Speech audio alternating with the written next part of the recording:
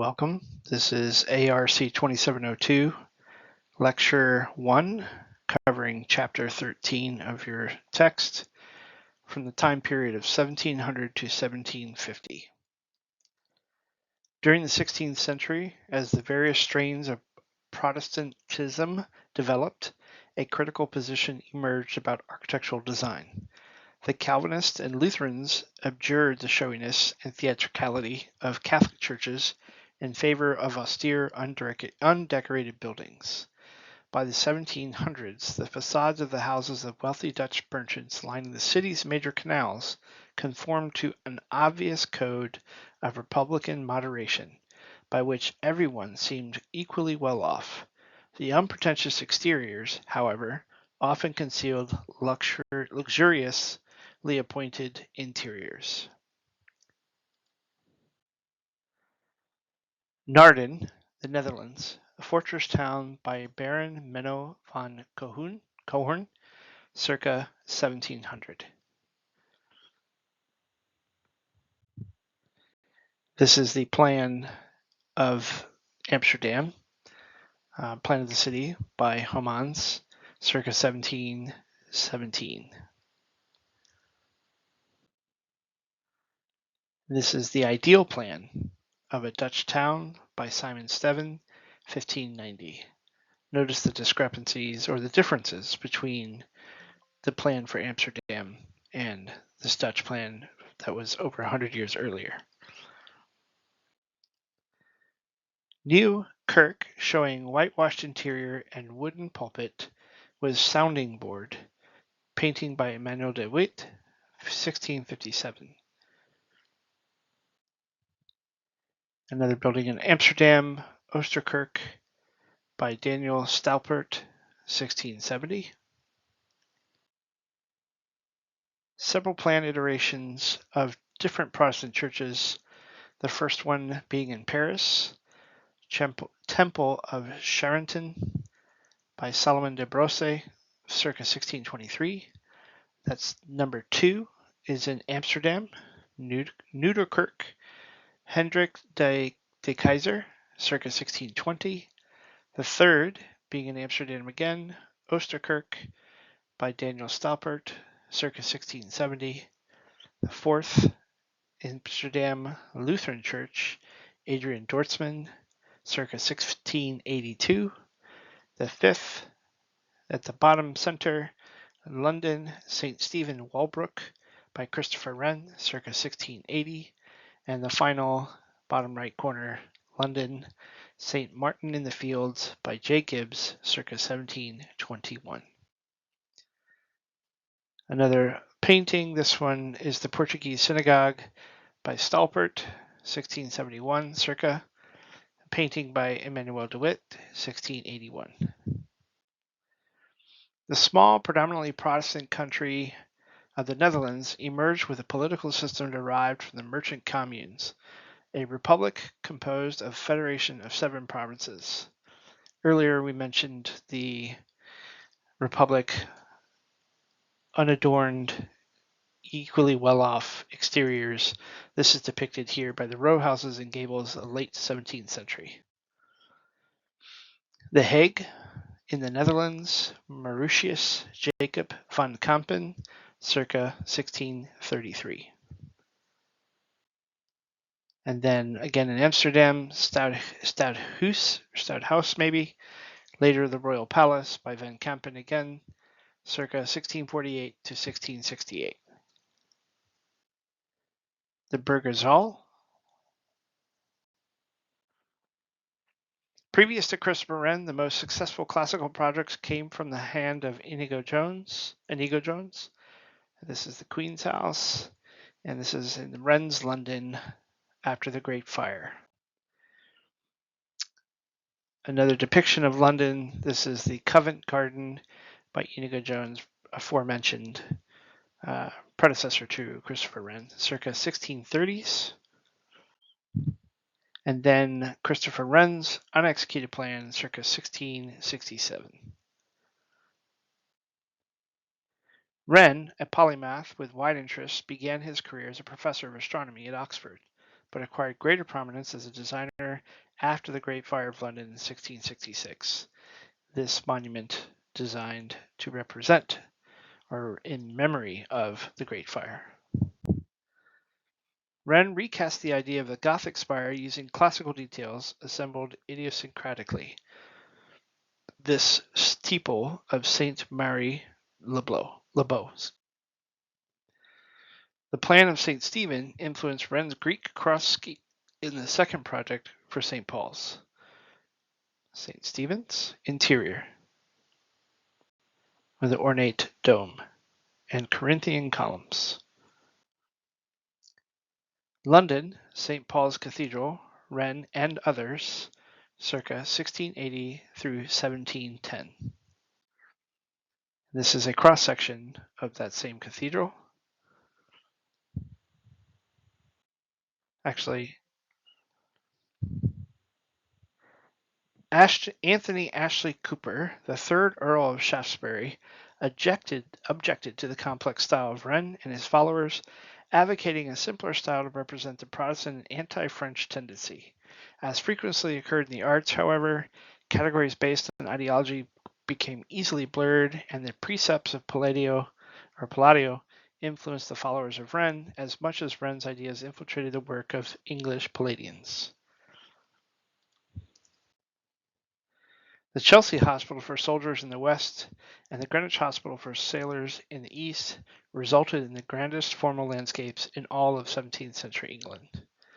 This image depicts the Chelsea Royal Hospital for soldiers, again by Christopher Wren, circa 1680s. And then the Greenwich Royal Hospital for sailors, Wren and Nicholas Hawksmoor, circa 1690s. These two images represent James Gibbs, who had trained to be a Catholic priest and spent 5 years in Rome working under Bernini's successor, Carlo Fontana. The first image is St. Martin in the Fields, James Gibbs circa 1720, and the second image on the right is the interior of the same church. Blenheim Palace was one of two grand country houses that touched off the Neo-Palladian reaction. The architects created a grand assembly of classic motifs. Oxfordshire, England, Blenheim Palace, John Vanbrugh and Hawksmoor, circa 1704. In the 1720s, the Neo-Palladian movement coalesced around the person of Richard Boyle, Lord Burlington. Wright, his villa at Chiswick, Lord Burlington, and William Kent, 1725. It is eerily similar to Monticello, later designed by Thomas Jefferson, which is also a rebirth of Villa Rotunda by Andrea Palladio in Vicenza, Italy. Burlington's protege Kent designed his first major project, Holkham Hall, with Burlington's advice in 1734. This is in Norfolk, England, Holkham Hall, William Kent, circa 1734. The image on the right represents the marble entryway. The style associated with Bernini and Borromini in mid-17th century Rome struck many critics as being bizarre or Baroque. The theatricality of the Baroque correspond to the Catholic Church's promotion of religious faith as an emotional experience. Life as theater. After leadership passed from the generation of Bernini, de Cortana, Rinaldi, and Borromini to Carlo Fontana, this was represented in San Marcello al Corso by Fontana circa 1670s. This is the Rome, Piazza San Ignazio, apartment buildings, Filippo Ragusini, 1720s. Followed by a plan and section of Ospicio de San Michele Fontana, circa 1690s. The Rome of Carlo Fontana exerted a strong impact on planning and design in southeastern Sicily after the catastrophic earthquake of 1693.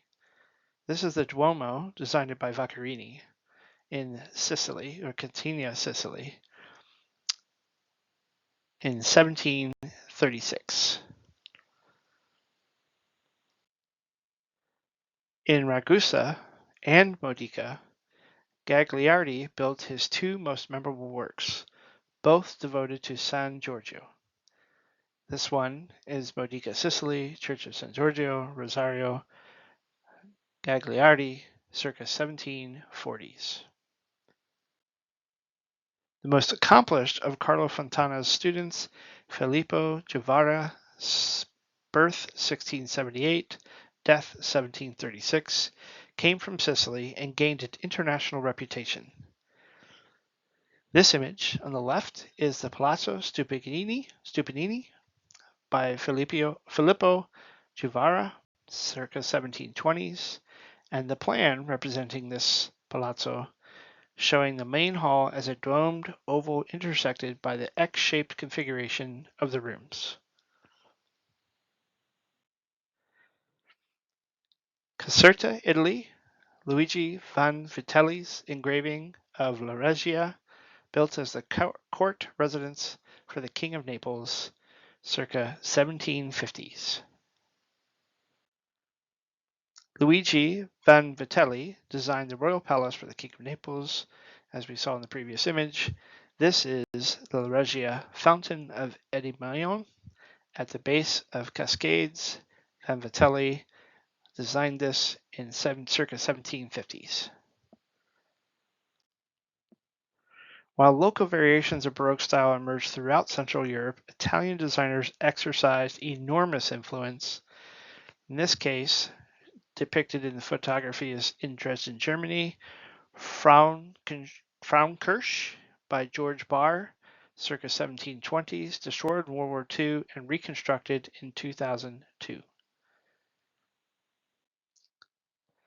Karlsruhe in Germany, Radioplan by Jacob Friedrich von Batzendorf, birth 1750 through death 1750s. Bildstel der Stadt Karlsruhe. In Vienna, Karlskirch, Johann Bernhard, and Fischer von Erlach, circa 1720s. After the conclusion of the War of the Spanish Succession in 1714, French influence increased in Central Europe. The Rococo style, named after rocaille, the French word for grotto, rock formations, appeared in several important commissions. This image is depicted in Munich, Amalienburg Pavilion at Nymphenburg Castle Mirror Room, Francois Cuvier, circa 1734. Heiligen Pilgrimage Church, Balthasar Neumann, circa 1740s. This plan, showing the continuation of ovals from the narthex to the nave, the side altars, and the main altar. Spanish Baroque was often called Churrigueresque. I will spell that Churrigueresque. This depiction is in Seville, Spain, Colegio de San Telmo, Leonardo de Figueroa, circa 1722. Another depiction, also in Seville, Spain, Colegio de San Telmo, Leonardo Figueroa, circa 1722. Finally, in Mafra, Portugal, Monastery Palace of Mafra, built by João V. by Ludovici, circa 1720s. The American colonies. Spain, Portugal, France, Holland, and England established colonies, and the variety of political order ranged from the reproduction of feudal hierarchy in New Spain to self-managed commonwealths in New England. Europeans brought their architecture with them. The Spanish built palaces with colonnaded courtyards. The Dutch built tall, narrow houses with decorative gables. The English built cottages with half timbers. Mexico City, Chapel of El Pocito, Francisco Guerrera y Torres, circa 1777. Another depiction in Mexico City of the Cathedral Claudio de Arcenega, begun in 1573. Most of the new towns in the Americas followed orthogonal grids. European colonialism had its quickest and boldest success in Mexico. An independent Mexican style appeared in many settlements. In the first image, Querétaro, Mexico, Santa Rosa de Viterbo, Ignacio Mariano de las Casas, circa 1727, and the cloister of San Agostino de las Casas, circa 1720s. Wary of pirates and local rebellions, Europeans built fortresses into their colonies. The Castillo de San Felipe de El Morro in San Juan, Puerto Rico, by Juan de Tejada and Batista Antonelli, began circa 1591. The Portuguese colony of Brazil imported the largest number of slaves, over 4 million in total, leading to an exceptional amalgamation of European and African culture. During the 18th century, Ouro Preto received 12 new churches. Ouro Preto, Brazil, San Francisco, Alejandro begun 1766.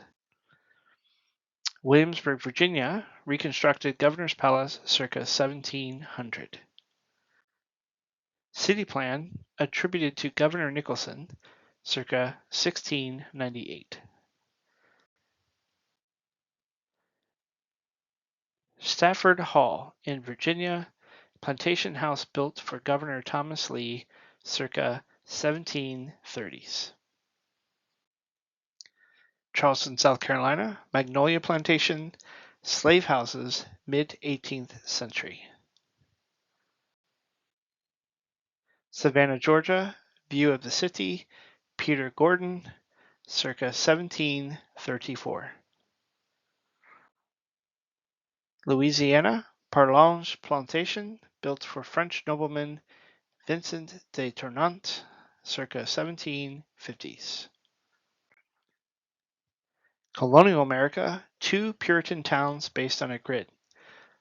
The first, the dense grid of Cambridge, Massachusetts, 17th century. The second, the diffused pattern of New Haven, Connecticut, 17th century. Despite the Puritan quest for theocratic commonwealth of small villages, the pressure of the colonial economy encouraged the growth of more secular port of Boston, which hosted the sophisticated architectural styles of London. This example in Boston is Faneuil Hall, built by John Smibert in circa 1740, and rebuilt and expanded by Charles Bulfinch in the 19th century. King's Chapel, designed in 1749 by Peter Harrison, was derived the concept from Gibbs' St. Martin in the Fields.